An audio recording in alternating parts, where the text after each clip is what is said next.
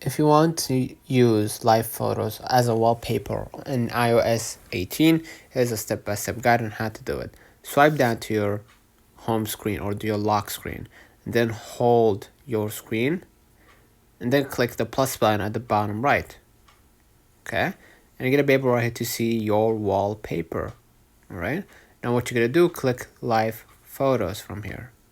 Now as you can see, I don't have any live photos. Click all right here to see your live photos, right? And then select your live photo, okay?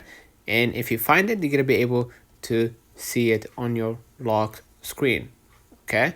If it moved, that means that this photo is successfully live, so I can see it repeatedly after I open my screen, or after I see or open my lock screen.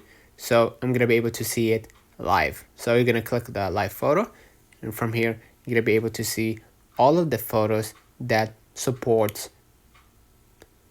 being in the wallpaper. So that's one of the comments of this video. Hope you don't forget to like and subscribe. Thank you for watching.